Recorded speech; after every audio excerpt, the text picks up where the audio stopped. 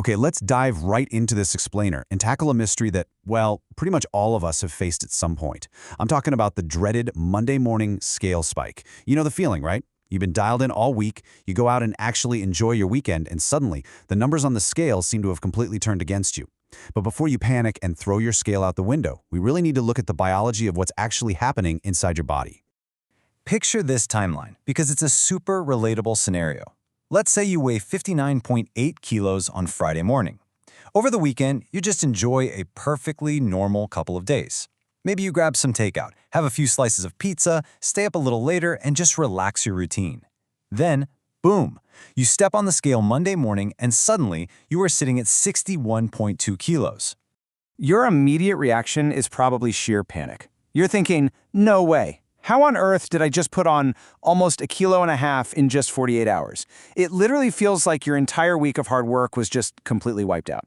But I'm here to tell you that what you're seeing on that screen is mostly an illusion. Here is the absolute most crucial thing to understand. You have to separate scale weight from body fat. Scale weight is just a quick snapshot. It measures literally everything inside you at this exact second. Your bones, organs, muscles, water volume, and yes, the physical food you just ate. Body fat, on the other hand, is actual stored energy. And these two things fluctuate at completely wildly different speeds. To really see why that 1.4 kilo jump isn't pure fat, let's just do some quick math. To gain just 1 single kilogram of actual pure body fat, you would need to eat roughly 7,700 calories over your maintenance limit. So to gain almost 1.5 kilos of actual fat, you'd need a surplus of over 10,000 calories. Unless you were literally speed eating from Friday night all the way to Sunday evening, pulling that off in a standard weekend is, well, practically impossible. So let's look at suspect number 1, carbs and glycogen. If it isn't fat making the scale jump, what is it? Well, this right here is one of the biggest drivers of that Monday morning number. When you eat carb-heavy stuff like pizza or dessert, your body doesn't instantly pack that on as fat. Actually, it breaks those carbs down and stores them in your muscles and liver as a fast-acting energy reserve. This is called glycogen. If you usually eat pretty light during the week, your weekend meals are basically just refilling those empty glycogen tanks. And here is where it gets really fascinating. The ratio here is crazy. For every 1 single gram of glycogen your body stores, it locks in at least 3 grams of water right alongside it. Basically, glycogen is stored wet, not dry. So if your weekend meals restock a couple hundred grams of carbs, you are instantly carrying about 3 times that amount in pure water weight. Moving right along to suspect number 2, salt and digestion. Now, carbs aren't acting alone here. Let's talk about sodium. Restaurant meals and convenience foods are notoriously packed with salt. When you eat a super high sodium meal, your body immediately hits the brakes and holds onto extra water to keep your fluid balance safe. That's exactly what gives you that tight, puffy feeling in your hands or face, and it adds instant, temporary water weight straight to the scale. Plus, we can't forget that food has actual physical mass. If you eat an 8-ounce steak, that's roughly 0.2 kilos of physical weight entering your system. If you had a big late dinner on Sunday night, the sheer physical weight of that food, the drinks you had with it, and the digestive waste are literally still sitting in your digestive tract when you weigh in on Monday morning. You are essentially weighing your groceries. I love how this breaks down our 1.4 kilo mystery. Look at this.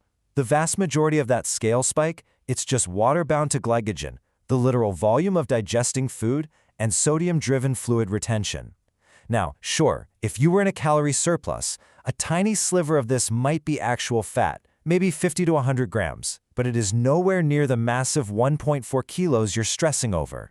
And our third and final suspect? Sleep, stress, and routine. This final piece of the puzzle is all about how completely weekends scramble our baseline routines. Think about it. You're probably going to bed later, which messes with sleep quality. If you have a few drinks, alcohol can disrupt your sleep and spike cortisol. That's a stress hormone that actually encourages your body to hold on to fluid. You're eating at weird times, delaying digestion, and you might not be drinking as much water or moving around as much as you do on a normal Tuesday. Every single one of these things slows down digestion and nudges the scale up. Which brings us to the resolution. Did you gain actual fat? Going back to our detective story, this is the ultimate question, right? Did you ruin your progress? Well, we know the mechanisms now, but here's how you prove to yourself that it's just a temporary blip. Watch what happens if you literally just do nothing out of the ordinary.